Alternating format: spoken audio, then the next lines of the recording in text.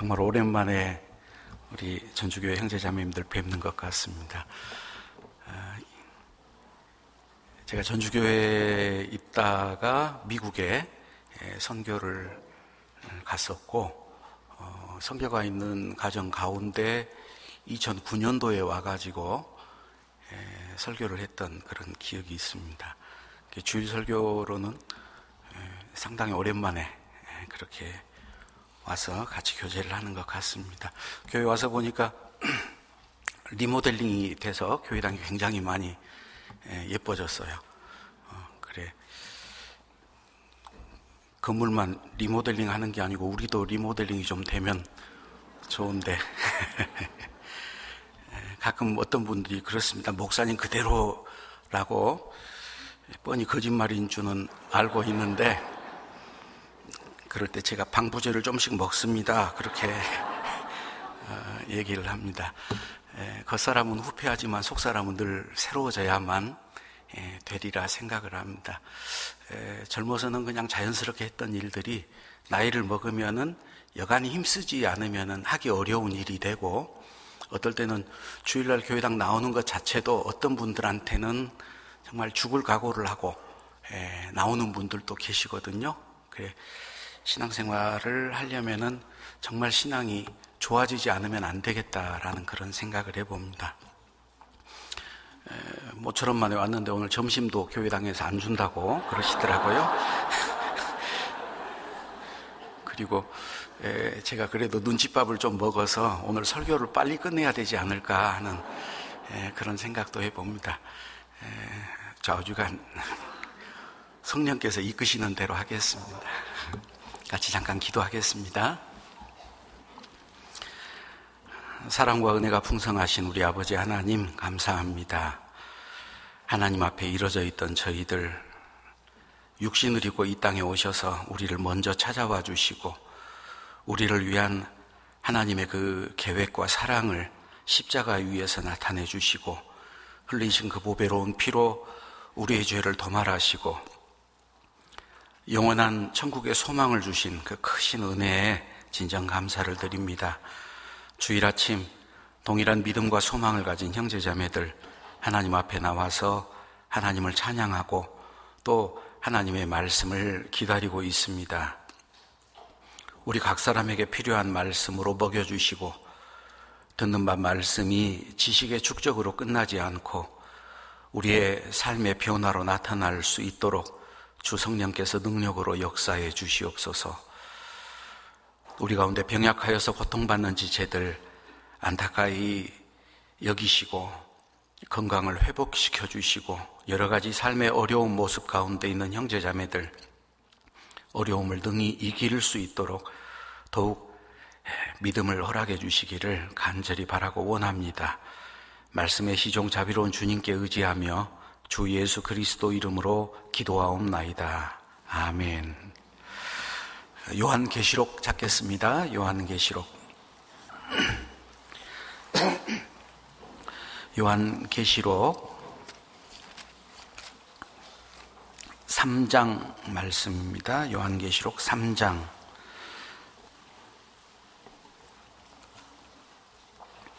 요한계시록 3장 19절. 요한계시록 3장 19절 찾으셨으면 한 목소리로 읽겠습니다. 무릇 내가 사랑하는 자를 책망하여 징계하노니 그러므로 내가 열심을 내라 회개하라. 오늘 말씀의 주제는 조금 무거운 주제입니다. 회개하라. 요한계시록 2장 3장에 7교회가 등장을 하죠. 그런데 이 7교회에 하나님이 반복적으로 하시는 말씀이 있습니다. 첫 번째 하시는 말씀, 7교회 모두에 해당하죠. 내가 안다, 내가 아노니라는 말씀을 계속 반복해서 얘기를 하십니다. 우리가 좀 잘 못 살 때 하나님이 내가 안다 그러면 참 겁나잖아요. 예전에 그런 영화가 있었죠. 난 네가 지난 여름에 한 일을 알고 있다라는 왠지 찔리는 것 같은, 그런데 내가 정말 주의 말씀에 순종하면서 고난 가운데 주를 위해서 살아갈 때 주님이 내가 안다라고 얘기하면은 그건 정말 많은 위로가 될 거예요. 사람은 몰라도 주님은 아시죠 하고 많은 위로가 될 겁니다. 두 번째, 반복적으로 하시는 말씀, 5교회에 하시는 말씀이죠. 회개하라라는 말씀입니다. 성경에 구원받는데, 사람이 구원받는데 필요한 여러 가지 요건들이 있습니다. 그 중에 없어서는 안 될 요건이 회개하라라는 거예요. 그래서 회개하고 복음을 믿어야 구원을 받잖아요. 여러분들을 상담을 하면서 그런 분들을 가끔 만납니다. 성경이 사실이라는 것을 믿느냐? 믿습니다. 몇 %죠? 그래서 우리가 성경을 배울 때 몇 가지 중요한 것들이 있잖아요. 성경이 사실이라는 것, 하나님이 창조주고 그 하나님이 지금도 살아계신다는 것. 하나님 살아계시면 뭐 이스라엘 역사라든지 뭐 고고학적인 증거들 여러 개 알 수 있죠. 100% 믿느냐? 100% 믿는다 그래요.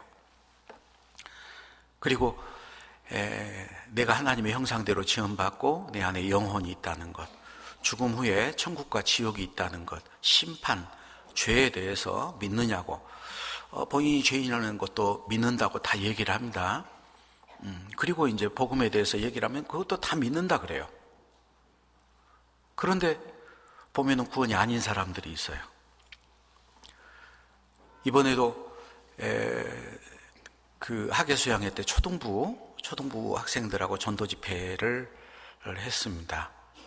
하면서 아이들에게 이제 제가 손을 들고 아이들에게 손을 들라고 했거든요. 질문을 하고, 이 중에 구원받은 사람 손 들어보세요. 그랬더니 어린아이들이 막 이렇게 손을 들어요. 거의 대부분이 손을 듭니다. 구원받았는지 못 받았는지 나는 잘 모르겠어요. 그런 사람 손 들어보세요. 그러면은 상당히 한 3분의 1 정도가 손을 들어요. 구원 못 받은 친구들 손 들어보세요. 그러면은 아주 적은 수가 손을 듭니다. 그때 제가 질문을 해요. 목사님이 제일 걱정되는 사람이 누굴까요? 아이들은 구원 못 받은 사람이요. 그때 제가 얘기하죠. 아니, 구원 받았다는 사람들이 제일 걱정이 돼요. 왜냐하면 구원 받았다고 얘기하면서 구원을 못 받은 사람은 구원 받아야 될 필요성을 못 느끼죠. 이 자리에 계시는 우리 전주교회 형제 자매님들은 구원 받으셨습니까? 구원 받았는지 안 받았는지 어떻게 할까요? 대답해놓고 왠지 찔려요. 구원을 받았는지 안 받았는지 어떻게 할까요? 성경은 간단합니다. 성경은 아주 간단 명료하게 답을 주잖아요. 열매를 보고 안다. 답은 간단합니다. 나무는 그 열매를 보고 안다. 좋은 나무인지 아니면 못된 나무인지. 구원 받았는지 안 받았는지는 어떻게 아느냐? 행함을 보고 압니다. 행함으로 구원 받을 수는 없죠. 그러나 구원을 받았다면 반드시 행함은 나타나요. 사람이 풀을 품고서야 어찌 그 옷이 타지 않겠냐? 그럴 방법은 없거든요.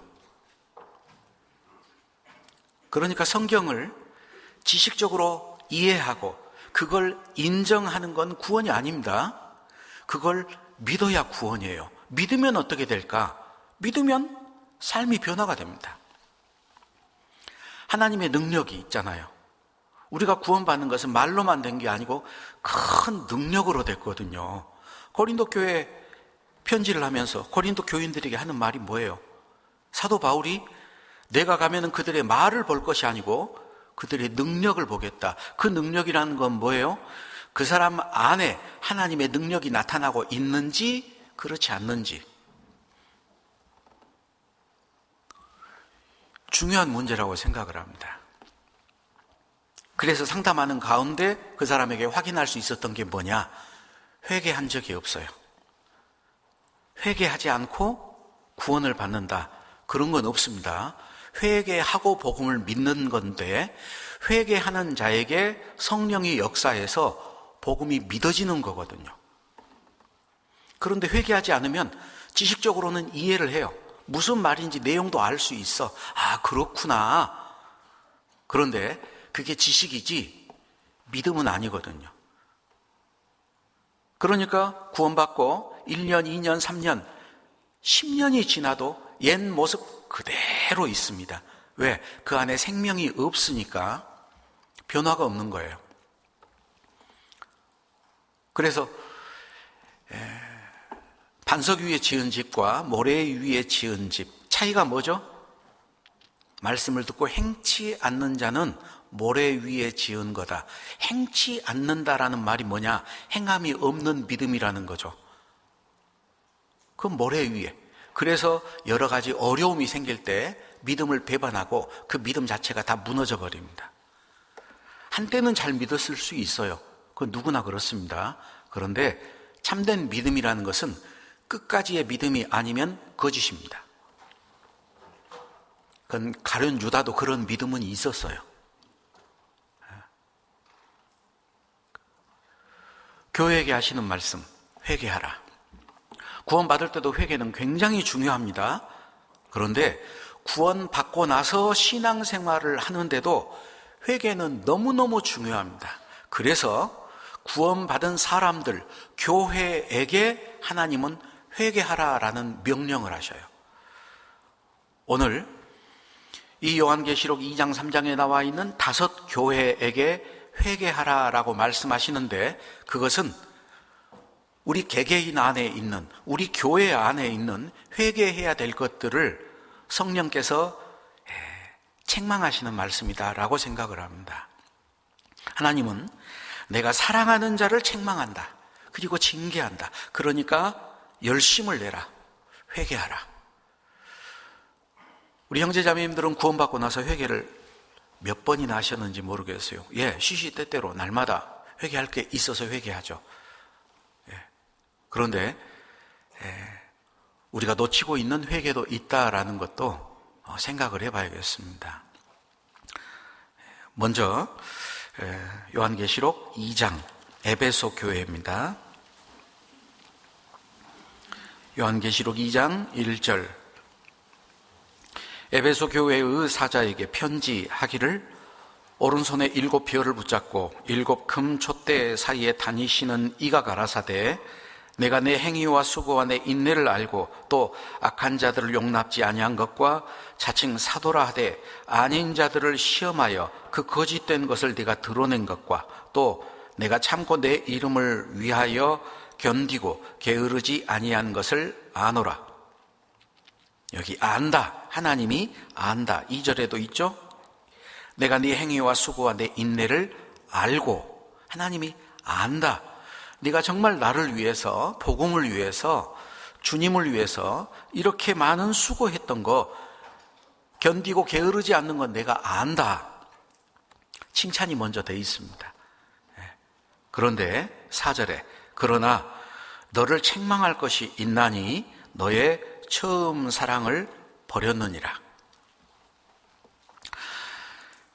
에베소 교회 처음 사랑을 버렸다. 신앙생활하는 데는 늘상 위험 요소가 따라다닙니다. 갓 구원받은 사람에게는 지각을 사용해서 분별하는 일이 조금 어려운 일일 수 있어요. 성경을 올바르게 이해하는 것도 사실 어려운 일일 수 있습니다. 이게 하나님의 뜻인지 아닌지 분별하는데도 어려운 일일 수 있고 유혹에도 쉽게 잘 넘어집니다. 초신자들이 가지는 어려움이에요. 그러나 신앙생활하고 연수가 지나가면서 또 생기는 어려움들이 여러 가지 어려움이 있습니다. 이제 성경에 대해서도 많이 알게 돼요. 교회 생활하는 것도 익숙해지죠. 그러다 보니까 자칫 잘못하면 습관이 되어버릴 수도 있고 형식이 되어버릴 수도 있고 자칫 잘못하면 사람에게 보여지는 위선적인 삶을 살아갈 수도 있어요. 교만해져서 늘 남을 가르치려는 사람이 될 수도 있고 남을 판단하고 정죄하는 위치에 설 수도 있습니다. 대단히 위험한 거죠.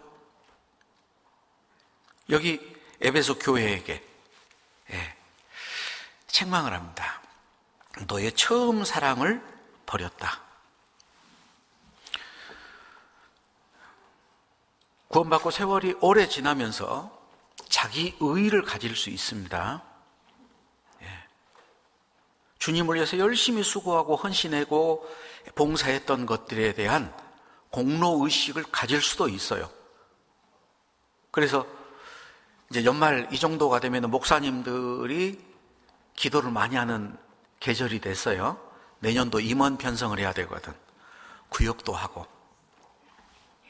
임원 편성을 할 때 늘 부담이 돼요. 저는 담임 목회를 하면서 임원 선정을 할 때 이렇게 개인적으로 전화해서 막 부탁을 안 합니다. 가능하면 안 합니다. 특별한 케이스는 하지만 가능하면 안 해요. 왜냐하면 교회 안에서 직분은 명령이에요. 여러분 어떻게 생각하세요? 하나님의 명령으로 받아들여야 됩니다. 주께서 쓰시겠다 하라. 예. 그런데 어떤 분들은 명령에 불순종하는 사람이 있어요. 제가 구원받고 이제 몇 년 지나서 찬양대 지휘를 했었는데요. 지휘 연습이 끝나고 계단을 내려가는데 지금은 은퇴하신 그 목사님이 저를 부르더라고요. 김영훈 형제. 예. 그랬더니 저한테 내년부터 구역장 해야겠어. 아이고 저 구역장 못합니다. 누가 잘해서 시킨 줄 알아? 사람이 없어 시키지.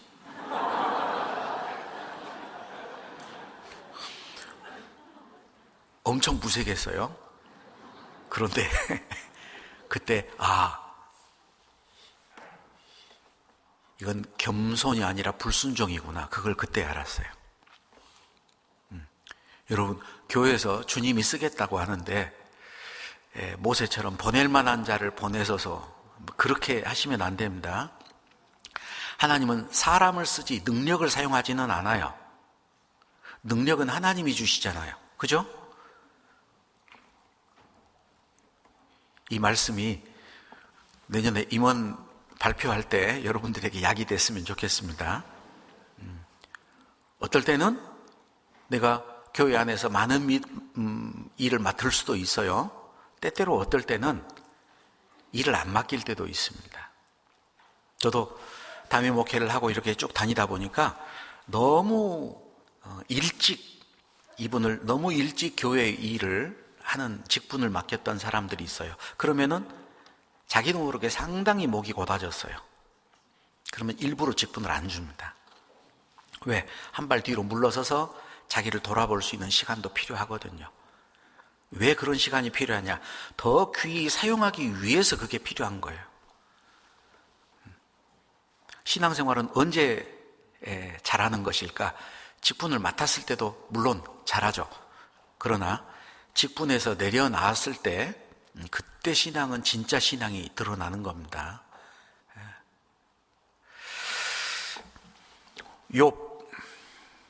여러분 욥기를 읽으면은 욥이 많이 했던 말이 있어요. 욥기를 읽다 보면은 욥이 아주 자주 사용했던 단어가 있습니다. 혹시 뭔가 아세요? 한번 찾아보시기 바랍니다. 욥기 31장.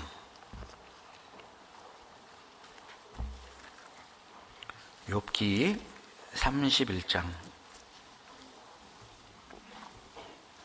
5절입니다.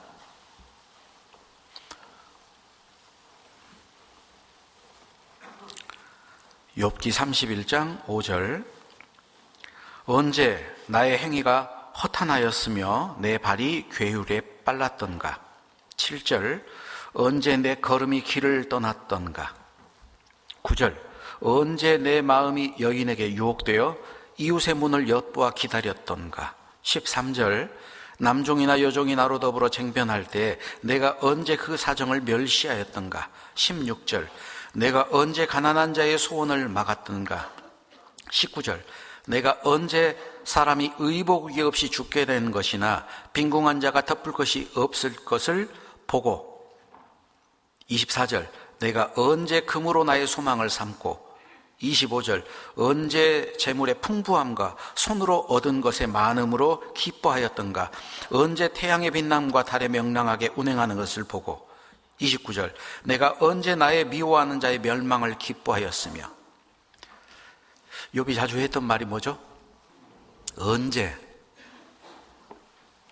내가 언제 그런 적이 있냐? 내가 언제 범죄한 적이 있냐? 욥은 자기 의로 가득 차 있어요. 친구들하고 변론하면서 내가 언제 그랬어? 우리가 신앙생활하면서 주님을 위해서 열심히 살았던 거 좋습니다. 그러나 그게 자기 의가 돼서는 안 돼요.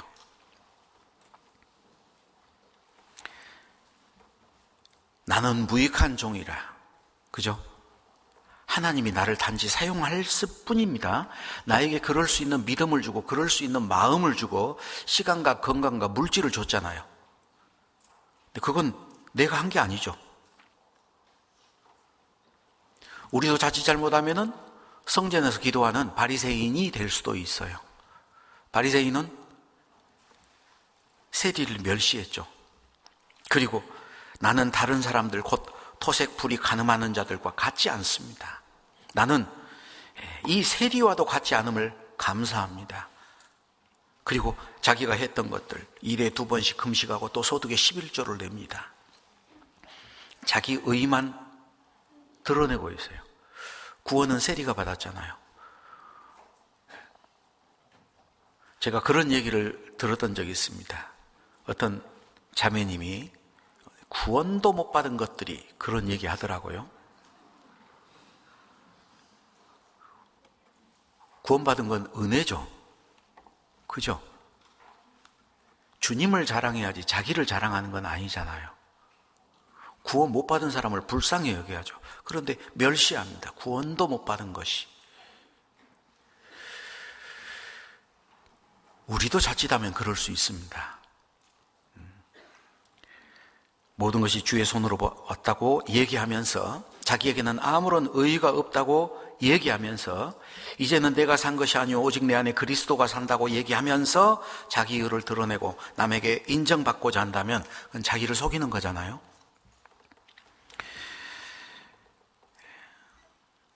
우리 이 자리에 계시는 형제자매님들은 각자 구원받았을 때 주님께 대한 그 첫사랑을 다 가지고 있을 거예요. 저도 그 첫사랑을 잃어버렸던 적이 있습니다. 전도인으로 부름 받았을 때 뜨거웠죠. 로마서 14장 7절 8절에 있는 것처럼 우리 중에 누구든지 자기를 위하여 사는 자가 없고 자기를 위하여 죽는 자가 없다. 살아도 주를 위하여 죽어도 주를 위하여. 전도인으로 부름 받았습니다. 그리고 제가 전주교회에 있을 때 미국으로 파송을 갔죠. 2007년도에 제가 여기서 간다고 마지막에 이제 설교 인사하고 그럴 때 파송의 노래도 불러주고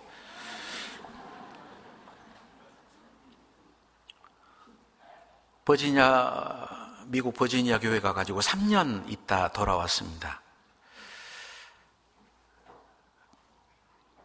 갈 때는 엘리야처럼 그 우상 숭배자 다 패 죽이겠다고,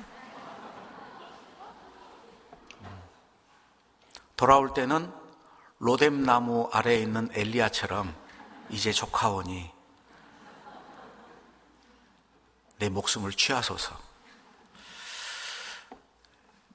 가서 목회를 그만둘 뻔했어요. 제 자신을 보니까 제가 너무 부족해요. 가서 목회하면서 정말 제 바닥을 봤거든요. 그리고 성경을 읽는 가운데 요한복음 21장을 읽으면서 베드로를 다시 한번 생각하게 됐습니다. 우리 담임 목사님 방에 갔더니 웬 닭이 그렇게 많아요?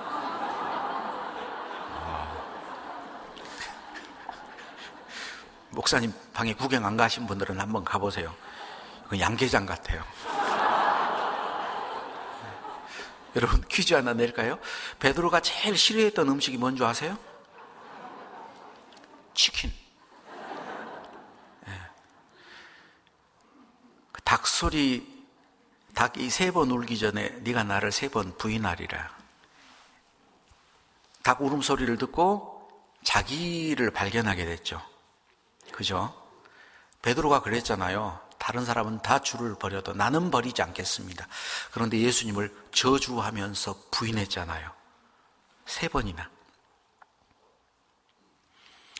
이제 주님이 부활하셨습니다. 부활하신 주님을 만났습니다. 그런데 주님이 거기에 대해서 아무 말도 안 해요. 네가 나한테 그럴 수 있어. 좀 그러면은 좋을 건데 아무 얘기도 안 합니다. 그리고 뭐 나를 따르라는 얘기도 않고. 베드로가 요한복음 21장에 나는 고기 잡으러 가노라. 원래 어부였잖아요. 주님은 베드로에게 사람 낚는 어부가 되게 하리라 약속을 해줬는데 이제 다시 어부로 돌아갔어요. 3년 전에 버려뒀던 그물, 배 다시 가가지고 그때 제자들도 우리도 가겠다 다 따라갔습니다. 예루살렘에서 이 갈릴리 호수까지는 상당히 거리가 멉니다. 내려갈 때 베드로가 무슨 생각했을까? 베드로가 자기 동네에 도착했어요.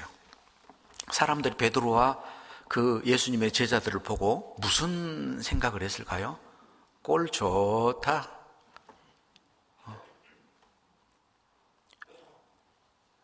버려뒀던 배에 올라타고 밤새도록 그물을 칩니다. 밤새도록. 고기를 못 잡았어요. 옛날에는 잘 잡았는데 3년 쉬었더니 이제 고기도 나를 무시하네. 안 잡혀. 베드로가 잡았던 물고기 이름 혹시 아세요? 모르세요? 날치. 나는 고기 잡으러 가노라. 누군가가 그렇게 성경을 읽었답니다. 예. 베드로가 가로되 나는 고기 잡으러 가노라 그랬는데 나는 고기 잡으러 갔다. 근데 그 말씀이 너무 슬펐어요. 너무 슬펐습니다. 목회를 포기하려는 저의 모습이 딱 그 모습이더라고요. 그런데 주님이 그 버지니아 골방까지 찾아오셨어요. 예수님이 고기 잡는 그 밤새도록 고기 잡았는데 고기를 못 잡는 그 제자들에게 예수님이 찾아오셨잖아요. 그리고 예수님이 물어봅니다. 얘들아, 너희에게 고기가 있느냐? 없습니다. 제가 가서 밤새도록 그물을 내렸는데 고기가 안 잡혔거든요. 없습니다. 그때 주님이 베드로에게 또 말씀을 하시죠.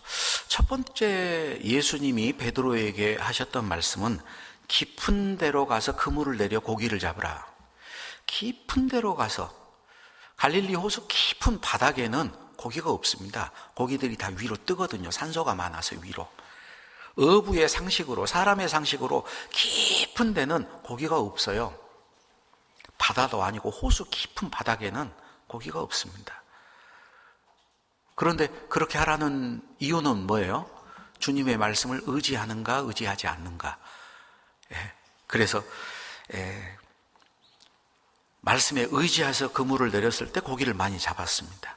두 번째 베드로에게 나타나서 똑같은 상황이죠. 밤새도록 그물을 쳤는데 고기를 못 잡았을 때 주님이 또다시 오셨어요. 그리고 두 번째 하시는 말씀은 배 오른편, 그물을 배 오른편에 던지라. 항상 오른편은 하나님의 편, 왼편은 세상 편, 그러죠? 깊은 데로 가서 그물을 내리는 게 아니고 배 오른편에 그물을 던지라. 베드로에게 너 하나님 쪽을 선택해라. 세상 쪽 선택하지 말고 너 실패했는데 하나님 쪽 선택해. 그래서 배 오른편에 그물을 던지니까 엄청나게 많은 고기를 잡았습니다. 그때 요한이 주시라, 주님이다. 다른 제자는 그러지 않는데 베드로는 겉옷을 두르고 물에 뛰어들어서 예수님께 왔죠. 너무너무 면목이 없어서.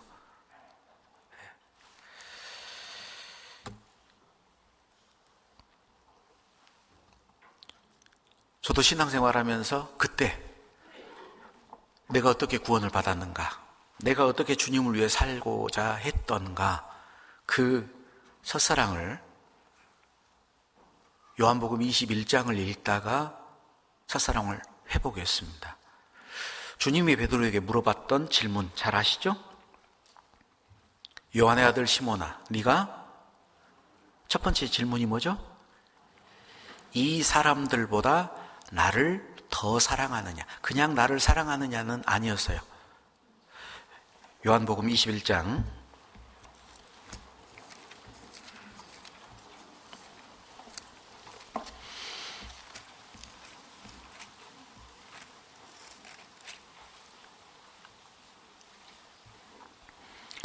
15절입니다. 15절. 저희가 조반 먹은 후에 예수께서 시몬 베드로에게 이르시되 요한의 아들 시몬아, 내가 이 사람들보다 나를 더 사랑하느냐 하시니 가로되 주여 그러하외다. 내가 주를 사랑하는 줄 주께서 아시나이다. 가라사대 내 어린 양을 먹이라 하시고. 이 사람들보다 나를 더 사랑하느냐, 이 사람은 내가 사랑하는 사람들입니다. 내 부모, 내 아내, 내 남편, 내 자식들, 내 형제간, 내가 사랑하는 그 사람들보다 주님을 더 사랑하느냐? 주님이 우리에게 요구하는 건 사랑이잖아요. 구원받은 사랑은 오늘 암송 때도 성령으로 말미암아 그의 사랑을 우리 마음에 부은받았다. 그러니까 주님을 사랑하죠. 여러분, 주님을 사랑하십니까? 만약에 주님에 대한 사랑이 식어버렸다, 회개하십시오. 그게 첫 번째 교회였던 에베소 교회예요. 사랑이 식어버렸습니다. 여러분이 사랑이 식은 상태라면 여러분은 에베소 교회의 그 상태예요. 주님은 회개하라라고 얘기합니다. 요한계시록 2장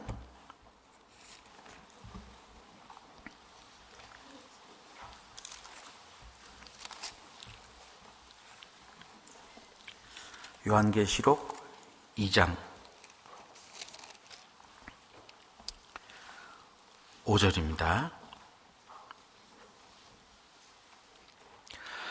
2장 5절. 그러므로 어디서 떨어진 것을 생각하고 회개하여 처음 행위를 가지라. 만일 그리하지 아니하고 회개치 아니하면 내가 내게 임하여 내 촛대를 그 자리에서 옮기리라. 자, 이 말씀을 조금 풀어서 설명해 보죠. 만일 그리하지 아니하고 회개치 아니하면, 만일 첫사랑을 회복하고 처음 행위를 가지지 않는다면 내가 내게 임하여 내 촛대를 그 자리에서 옮기리라. 성령이 떠나버리겠다라는 얘기잖아요. 두 가지로 생각할 수 있습니다. 이 에베소 교회의 칭찬은 네가 참고 내 이름을 위하여 견디고 게으르지 아니한 것을 안다. 네 행위, 네 수고, 네 인내를 안다. 그 사람들은 정말 참고 주님을 위해서 살았던 사람들이에요. 그런데 사랑이 식어버리니까 처음 행위가 없어져 버렸다라는 거예요. 여러분, 각 구원받고 교회에서 어떤 봉사를 하나 시켰습니다. 너무너무 감사합니다. 근데 사랑이 식으니까 이걸 왜 내가 해야 돼? 왜 나한테만 이런 걸 시켜? 사랑이 식어버렸어요. 여러분, 주님을 위해서 봉사한다는 게 그건 일이 아니잖아요. 봉사는. 사랑이 식어버리면 그렇습니다. 제가 담임 목회를 하고 있는 교회들에서 종종 아침이면은 카페에 장이 벌어져요. 주일 아침마다. 그런데 뭘 사는 게 아니고 와서 먹는 거예요. 아침부터 토스트 만들어서 샌드위치 만들어서 오면서 과자 사오고 이것저것 해가지고요 주전머리를 많이 가져와요. 아침 식사 못하고 오는 분들에게 그걸 자기들이 가져와서 그걸 드립니다. 그분 샌드위치 만들면서 신경질 났을까요? 기뻤을까요? 네? 기뻤어요. 저녁에 그거 토요일날 저녁에 준비하면서 그거 장보고 사서 준비하면서 아침에 일찍 일어나서 그거 만들면서 기뻤을 거예요. 왜? 내가 사랑하는 형제 자매니까 그거 주고 싶어서. 그거 먹는 모습 보면 너무 좋아. 여러분들 자식들에게 뭐 요리해 준대 애가 잘 먹으면 너무 좋잖아요.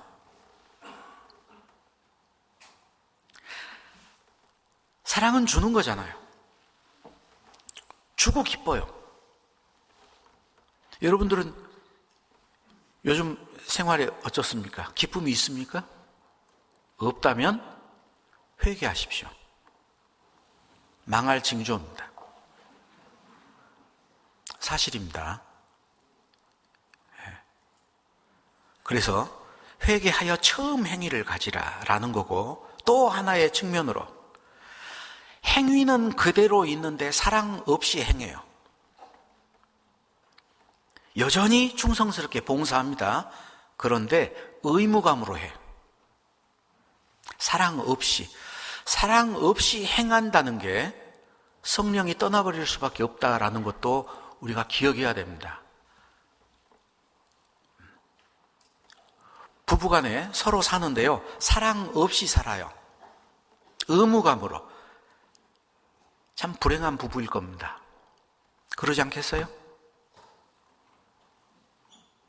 우리가 신앙생활하는 게 주님을 사랑함으로 해야죠. 형제 자매를 섬기는데 사랑함으로 해야 돼요. 연말이 되어가면은 구역장님들이 목사님 못지않게 기도를 합니다. 내년에는 누구누구 형제 우리 구역에 안 되게 해주세요.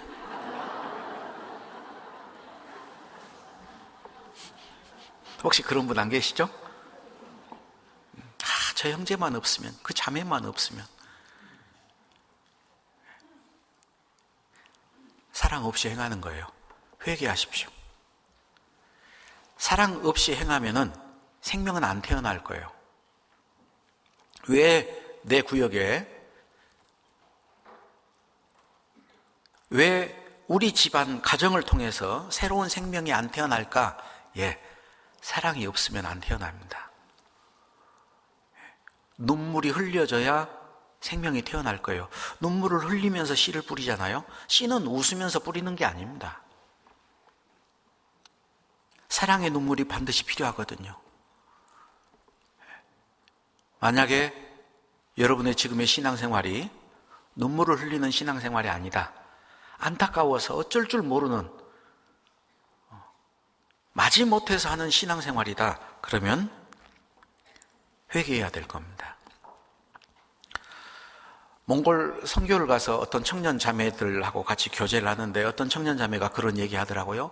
목사님, 해외에 가시는 선교사님들 얼굴도 모르고 이름도 모르는 그분들을 위해서 그렇게 사랑하면서 복음을 전하는 거, 이제 좀 그 기분을 알 것 같아요. 노방전도 하고 다녔거든요. 그래서 제가 그때, 그래요, 그것도 큰 사랑입니다. 그런데 모르는 사람 사랑하는 것보다 잘 아는 사람 사랑하는 게 더 힘듭니다. 여러분, 모를 때 사랑하는 건 쉽습니다. 그런데 그 사람의 거짓된 것, 그 사람의 위선적인 모습, 그 사람이 뒤에서 내 뒷담하고 다니고 나를 헐뜯고 다니고, 거기에 대해서 속속들이 알면서 사랑하는 것은 진짜 힘들어요. 주님은 그러한 우리를 사랑해 줬잖아요. 만물보다 거짓된 우리를, 로마서에 나오죠. 오늘 암송할 때도 나왔더라고요. 우리가 죄인 되었을 때, 우리가 원수 되었을 때, 우리가 연약할 때, 세 가지 때가 나옵니다. 로마서 14장에. 우리가 연약할 때 아무런 선한 능력을 행할 수 없어요. 우리가 원수 되었을 때, 우리가 죄인 되었을 때 주님은 그런 우리를 사랑했잖아요. 옆에 계신 분 서로 한번 얼굴 한번 쳐다보실래요? 옆에 계신 분이 죄인입니까? 의인입니까? 예. 구원받은 죄인이죠. 맞습니까? 예. 구원받은 죄인이에요. 예. 죄인인데 구원을 받았어. 우리 안에 아무런 선한 게 없어요. 뭘 기대하세요? 우리는 너무 거짓됩니다. 너무 완악합니다. 그래서 성경에 서로 사랑하라, 서로 용납하라, 서로 섬기라, 서로 인자히 여기라. 왜? 그래야 될 게 너무 많으니까 그러잖아요. 에베소 교회에게 회개하라. 왜? 첫사랑을 잃어버렸어요. 그래서 첫사랑을 회복해야 됩니다. 요한계시록 2장 12절. 버가모 교회의 사자에게 편지하기를 좌우에 날선 검을 가지신 이가 가라사대. 14절. 그러나 내게 두어 가지 책망할 것이 있나니 거기 내게 발람의 교훈을 지키는 자들이 있도다. 15절. 이와 같이 내게도 니골라당의 교훈을 지키는 자들이 있도다. 그러므로 회개하라. 그리하지 아니하면 내가 내게 속히 임하여 내 입의 검으로 그들과 싸우리라. 자, 이 버가모 교회에는 잘못된 게 두 가지. 발람의 교훈, 니골라당의 교훈. 그 교훈을 지키는 자, 마음 가운데 받아들이고 그대로 살아가는 사람이 있었다라는 거예요. 발람의 교훈은 뭡니까? 물질을 사랑했죠? 그죠? 네. 재물을 추구했어요. 가야 하는지 말아야 하는지 주님은 반드시 명백히 얘기를 했음에도 불구하고 그 사람은 나는 하나님의 뜻을 거역할 수 없다라고 말하면서 여호와께서 내게 무슨 말씀을 더 하실런지 알아보리라. 이게 무슨 말이에요? 가지 말라 그랬으면 그걸로 끝내야 되죠? 그래서 나는 하나님 말씀을 거역할 수 없다. 여기까지는 좋아요. 그런데 그 뒤에 그러나 여호와께서 무슨 말씀을 더 하실런지 알아보기라. 그래서 오늘 밤에 여기 유해라.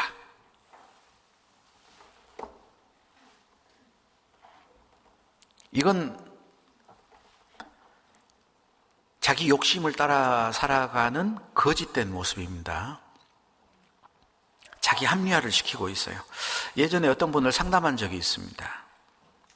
하나님의 뜻에 이건 합당치 않습니다. 하지 마세요. 그런데 나중에 보니까 그분이 똑같은 문제를 가지고 저하고만 상담하는 게 아니고 교회에 있는 전도인들하고 다 상담을 했어요. 자기가 원하는 답을 못 얻었어. 그러니까 주변에 있는 전도인들을 찾아다니면서 상담을 합니다. 똑같은 문제를 가지고. 그리고 말을 조금씩 바꿔요. 그리고 결국은 자기가 원하는 답을 얻어냈어. 그래서 그 일을 시행을 했어요. 결국은 실족하고 세상으로 갔습니다. 그건 뭐예요? 자기 합리화죠. 자기가 원하는 답을 얻고 싶어요. 발람이 그랬어요. 발람이. 하나님은 가지 말라. 계속해서 잘못된 길로 가고 있으니까 말 못하는 나귀를 통해서 교훈하시고 천사가 칼을 빼고 길에 서 있는데도 기어이 자기가 원하는 것을 하고 싶어서 그게 자기 합리화입니다. 무슨 말씀을 더 하실런지. 하나님의 말씀은 하지 말라면 하지 마는 거죠. 그죠? 발람의 교훈. 여러분 혹시 내가 하고 싶은 거 끝까지 고집하고 하려고 노력하고 있지 않아요? 그런다면 여러분은 발람의 교훈을 지키는 자입니다. 그리고 거짓 간증, 자기를 포장을 엄청 잘하죠. 민수기 23장 민수기 23장입니다.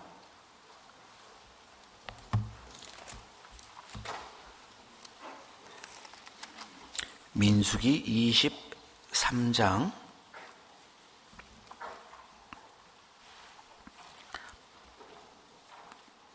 7절.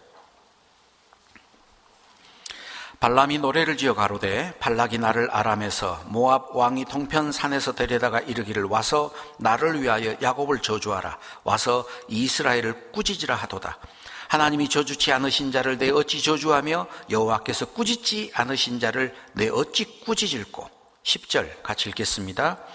야곱의 티끌을 네 능히 계산하며 이스라엘 사분제 일을 네 능히 계수할꼬. 나는 의인의 죽음같이 죽기를 원하며 나의 종말이 그와 같기를 바라도다 하매.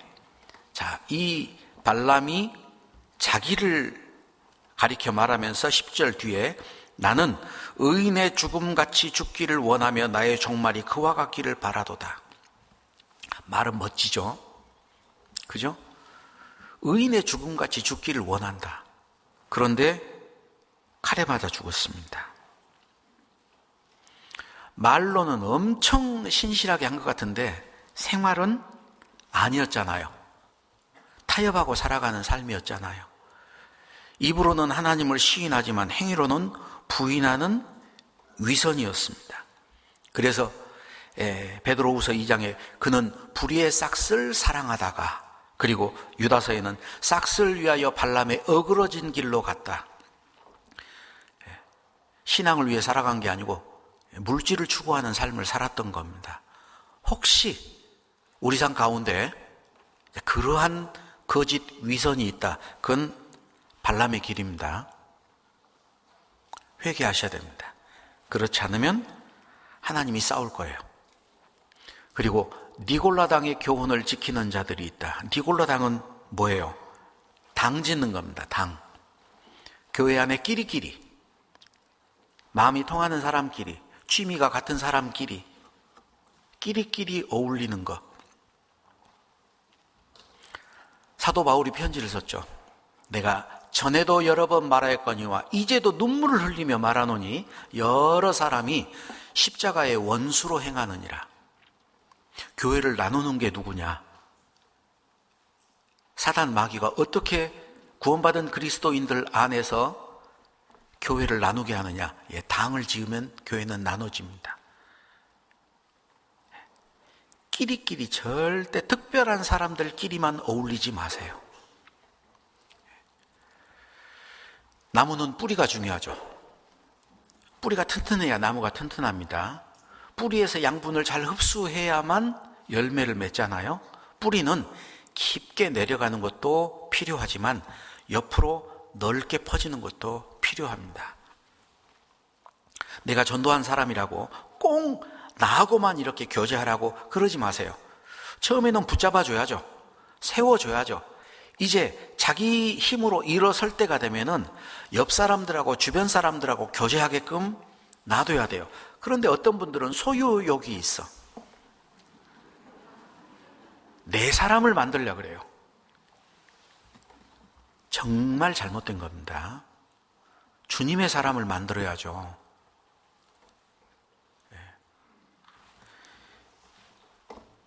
끼리끼리만 어울리고 있다. 니골라당입니다. 그건 교회를 나누는 거예요. 교회에 큰 해가 될 겁니다. 그건 신앙생활 잘하는 게 아니에요. 오직 내게 이것이 있으니 내가 니골라당의 행위를 미워하는도다. 나도 이것을 미워하도다. 요한계시록 2장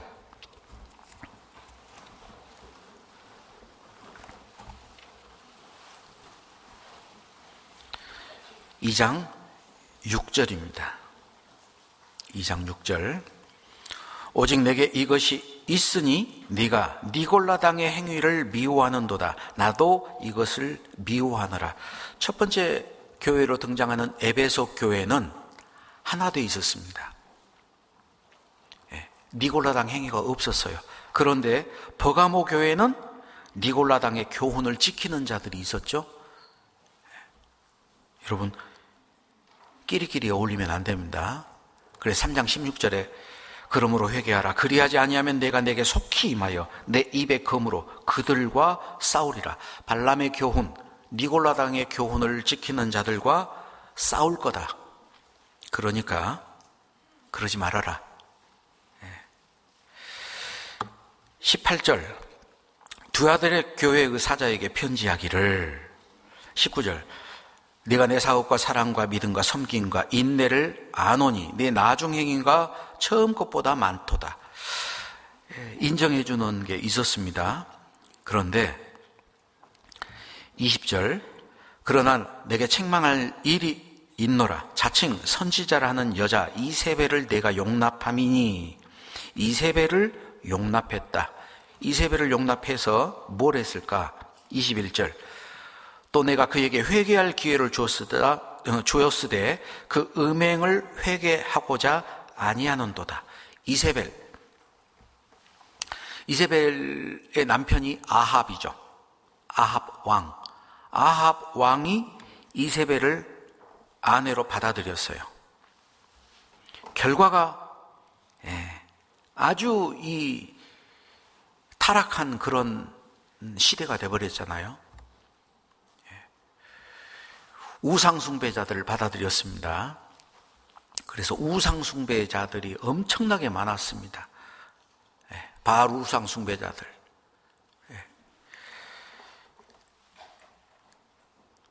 구원받은 그리스도인들이 하나님 외에 다른 것들을 사랑하고 받아들인다.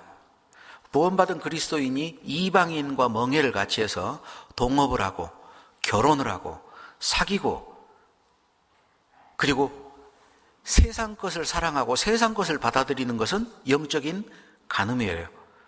그게 이세벨의 행위입니다. 우상숭배였잖아요. 하나님 외에 다른 것들을 사랑하는 거예요.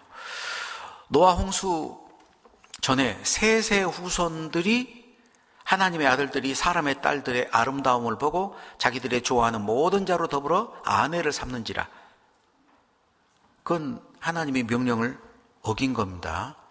이삭의 장자 에서가 해쪽 속 여자와 결혼을 해서 부모들의 마음에 근심을 끼쳤잖아요. 사사 삼손이 그 나면서부터 나실이었던 삼손이 그 여자 문제 때문에 넘어지잖아요. 여러분, 삼손 머리카락이 몇 개가 잘렸을까요? 힘을 잃어버렸을 때? 삼손 머리카락. 들릴라. 제일 잘 듣는 사람이잖아요. 들릴라 머리에 무릎에 누워가지고 잠이 들었어요. 한번 생각해 보세요. 빡빡 밀었다. 삼손 머리카락을 빡빡 밀었다. 1번. 2번. 적당히 밀었다. 3번. 조금 밀었다. 몇 번일까요? 여보세요. 몇 번일까요? 성경에는 머리 7가닥을 밀었다라고 나와 있어요. 7가닥. 물론 머리카락 7개가 아니고요. 머리를 이렇게 묶는 가닥 7가닥을 밀었습니다. 그러니까 눈치 못 챘죠. 빡빡 밀었던 게 아니에요. 그런데 7가닥 밀었던 결과가 뭐냐? 하나님의 힘을 잃어버렸습니다. 우리도 세상 것을 적당히 받아들여요. 세상 사람처럼 살 수는 없어. 그래서 적당하게 힘을 잃어버릴 겁니다.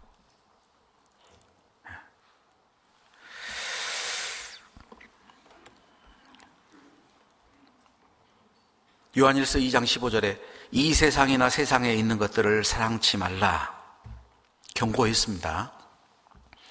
이스라엘 백성에게는 이방 여인과 결혼하지 말라 그랬잖아요.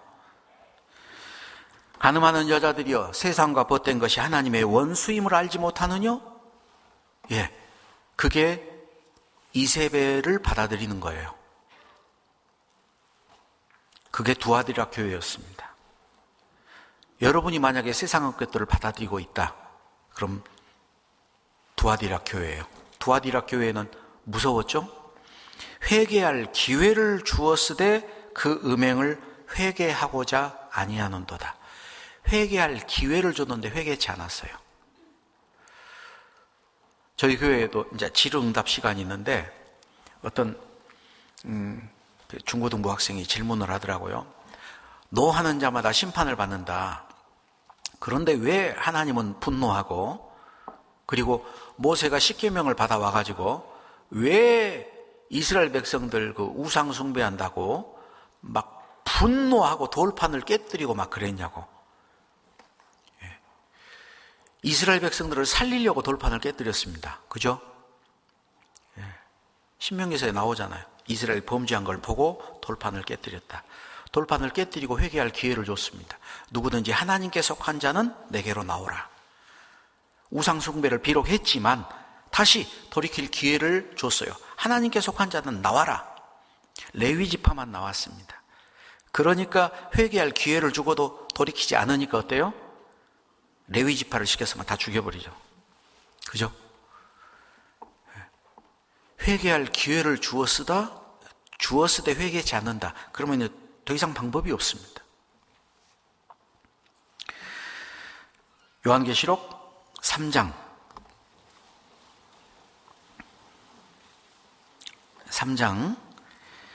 1절입니다. 사대 교회의 사자에게 편지하기를 하나님의 7영과 7별을 가지신 이가 가라사대 내가 네 행위를 아노니 내가 살았다 하는 이름은 가졌으나 죽은 자로라. 교회에 출석은 하고 있는데 구원받지 못한 분, 혹시 이 자리에 계신다면 회개하십시오. 오늘 시작할 때 초등부 학생 손들었던 얘기했죠? 구원받았다고 생각하는 분, 정말 구원받았는지, 네가 믿음이 있는지 네 자신을 시험하고 확증하라 그랬어요. 자기 자신이 시험을 하고 자기 자신이 확실하게 증명을 보여야 됩니다. 3절, 그러므로 내가 어떻게 받았으며 어떻게 들었는지 생각하고 지키어 회개하라. 만일 일깨지 아니하면 내가 도적같이 이르리니 어느 시에 내가 임할런지 내가 알지 못하리라. 구원받지 못한 사람이기 때문에 주님이 언제 오실지 몰라요. 우리는 가깝다는 걸 알죠. 자다가 깰 때가 벌써 되었다는 걸 알아요. 아이고, 주님 오실 때가 다 됐어. 그 얘기를 저도 한 30년 전에 들었거든요.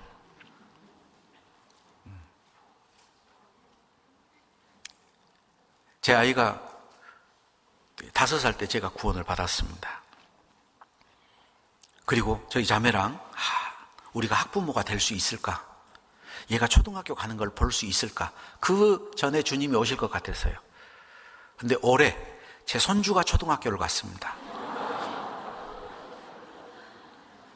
그런데 성경은 항상 깨어있으라. 깨어있으라.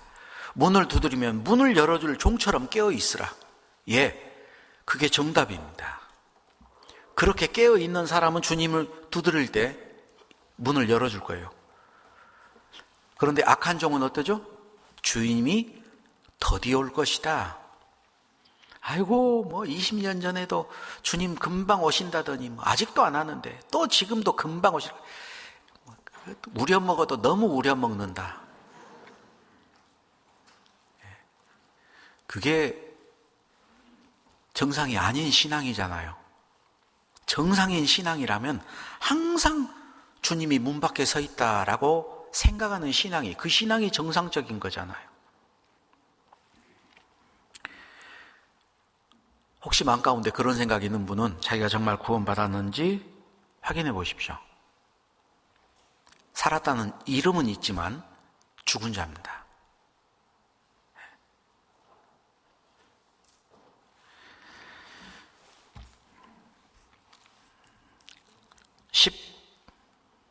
14절, 3장 14절입니다. 요한계시록 3장 14절.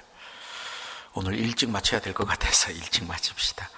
14절 라오디게아 교회의 사자에게 편지하기를 아멘이시여 충성되고 참된 증인이시여 하나님의 창조의 근본이가 가라사대 내가 네 행위를 아노니 내가 차지도 아니하고 더웁지도 아니하도다.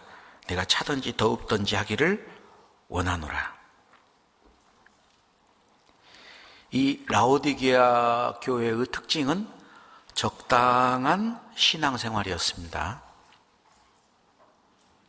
적당한 거.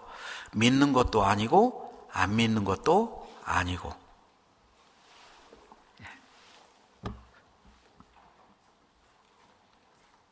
제가 저희 교회 구역장 모임을 하면서 시키는 것만 잘하는 것은 악한 종입니다. 시키면 딱 그것만 해요. 예, 그건 악한 종입니다. 시키지 않은 것도 하라는 얘기가 아니에요. 예를 들면 구역장을 맡겨놨어. 그러면은 구역장은 계획을 세워야 되잖아요. 여러분이 어떤 직분을 맡았다. 그러면은 계획을 세우잖아요. 이번 주는 뭘 하고, 다음 주는 뭘 하고, 오늘은 내가 뭘 하고. 우리 각자가 하루아침에 시작이 되면은 오늘은 내가 뭘 할까? 자기를 위한 계획들이 있어요. 그럼 자기를 위해서 계획만 있는 게 아니고 주님이 내게 맡겨주신 그 직분을 위해서 내가 오늘은 뭘 할까? 계획을 세워야 될 거 아니에요? 한 달에 한 번 구역 모임 딱 하는 게 그게 구역장이 하는 일이 아니잖아요. 자기 구역 식구들은 안 돌아봐. 전화도 해보고 확인도 해보고 모시고도 가보고. 포천교회는 포천 지역이 굉장히 넓습니다. 포천시의 면적이요 서울시의 1.4배예요. 안 놀래네? 포천시의 면적이 서울시의 1.4배, 굉장히 넓어요. 그래서 차로 위로 올라가면 한 30분을 직선 도로로 막 가서 30분을 가야 되고 아래로도 한 30분, 교회당의 중간 정도에 있어요. 형제 자매님들 가운데 나이 드신 분들이 시골이라 많아요. 모시러 다녀야 돼. 근데 그걸 힘들어 하더라고요. 사실 저는 그게 이해가 안 돼요. 소자에게 냉수 한 그릇 주는 게 상을 잃지 않는다. 그분들 모시러 가는데 자기 상급이잖아요? 그분들 모시고 나오는 걸 힘들어 하는데 전도는 어떻게 하겠냐고.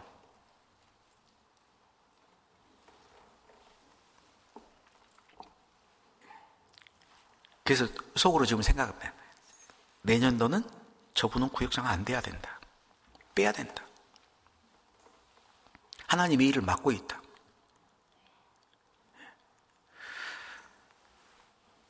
여러분 시키는 것만 하고 있다. 여러분 악한 겁니다. 하나님께 지혜를 구해요. 내가 지혜가 없어. 지혜 구하면 주겠다 그랬잖아요. 후히 주겠다 그랬잖아요. 꾸짖지 않고. 지혜를 구하면 지혜를 주고 능력을 구하면 능력을 주고. 하나님은 부족한 사람이지만 그 사람이 정말 주님을 사랑하고 주님을 위해 살겠다면은 하나님은 그 사람을 사용할 거예요.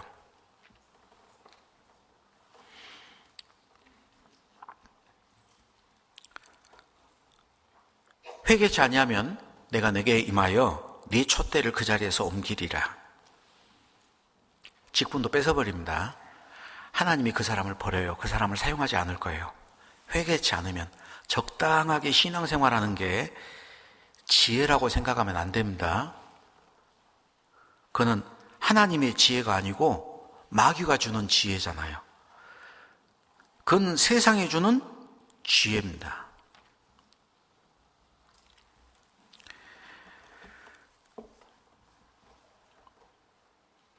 누가복음 18장 누가복음 18장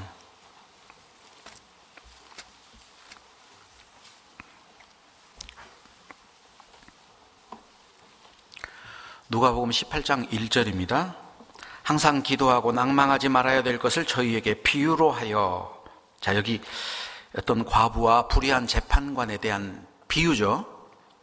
이 과부가 불의한 재판관에게 날마다 쫓아와가지고 원한을 풀어달라고 하소연을 합니다. 그러니까 이 재판관이 막 번거롭게 하고 귀찮아서라도 말을 듣지 않겠냐. 하물며 7절 하물며 하나님께서 그 밤낮 부르짖는 택하신 자들의 원한을 풀어주지 아니하시겠느냐? 저희에게 오래 참으시겠느냐? 하나님께 그렇게 매달려 기도한다면 불의한 재판관도 그런데 하나님이 왜 안 들어주겠느냐? 8절 같이 읽겠습니다. 내가 너희에게 이르노니 속히 그 원한을 풀어주시리라. 그러나 인자가 올 때에 세상에서 믿음을 보겠느냐? 자, 이 말씀이 무슨 뜻일까요? 세상에서 믿음을 보겠느냐? 그 사람들이 예수님을 받아들이는 그 예수님께 대한 믿음, 그 사람들에 대한 믿음이 얘기할 수도 있고요. 그리고 항상 기도하고 낭망하지 않는 그 사람들의 그 믿음을 얘기하는 것일 수도 있습니다. 내가 하나님께 밤낮 부르짖는 그 믿음의 기도가 없어서 구원받아야 될 사람이 구원받지 못할 수 있다. 다시 말하면 이 세상의 종말은 이방인들의 범죄로 말미암아 종말이 오는 것이 아니라 이 세상의 종말은 그리스도인들이 범죄하고 그리스도인들이 기도하지 않기 때문에 종말이 온다. 왜 구원의 역사가 일어나지 않느냐? 이방인들의 범죄로 말미암아 일어나지 않는 게 아니고 구원받은 그리스도인들의 무관심, 적당한 신앙생활 때문에 구원의 역사가 일어나지 않는다. 그 의미로 받아들일 수 있습니다.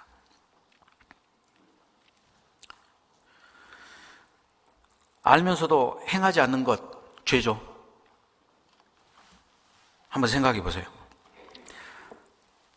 구원받기 전 우리가 회개할 게 많아야 될까요? 구원받은 후에 회개할 게 더 많을까요? 구원받기 전에는 죄사함을 얻기 위한, 생명을 얻기 위한 회개 하나입니다. 근데 구원받은 후는 우리가 회개할 게 너무 많아요. 회개 많이 하십니까?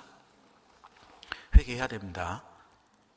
그렇지 않으면 하나님이 촛대를 옮겨버릴 거예요.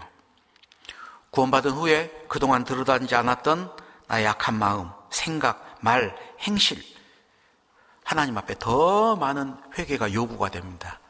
그래야만 정상적인 신앙생활을 할 수 있어요. 그렇지 않으면 우리가 우리를 포장하고 합리화하고 그리고 형식과 습관과 위선으로 가득 차게 될 수 있습니다. 하나님이 나를 통해서 역사하지 않을 거예요.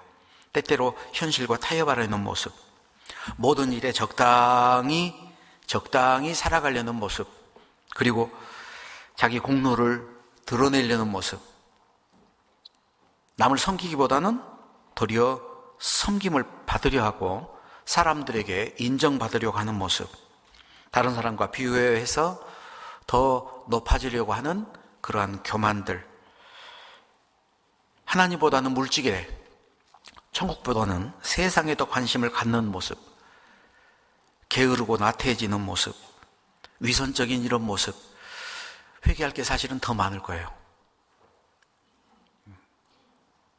그래서 우리가 돌이키지 않는다면은 그 이유 때문에 세상에 끝이 올 수도 있다라고 생각을 합니다. 결국 회개하느냐 회개하지 않느냐가 우리의 신앙을 결정짓게 될 수 있다. 그래서 오늘 교회에게 하시는 명령, 회개하라.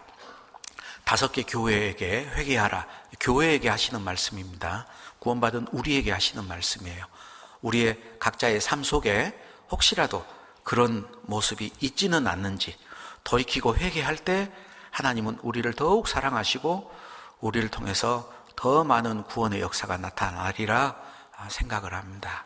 함께 기도하겠습니다.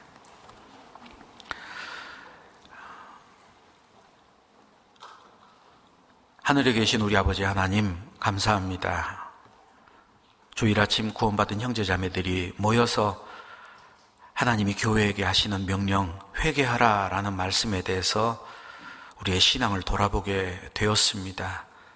하나님 보시기에 거짓된 것들, 숨어있는 죄악들, 잘못된 생각과 마음, 잘못된 계획들 다 드러내시고 우리를 더욱 깨끗하게, 거룩하게, 완전하게 다듬어 주셔서 우리의 회개치 않음으로 말미암아 구원받아야 할 안타까운 영혼들이 구원받지 못하는 일이 있지 않도록 우리를 통해서 더 많은 영혼들이 구원받을 수 있도록 도와주시옵소서.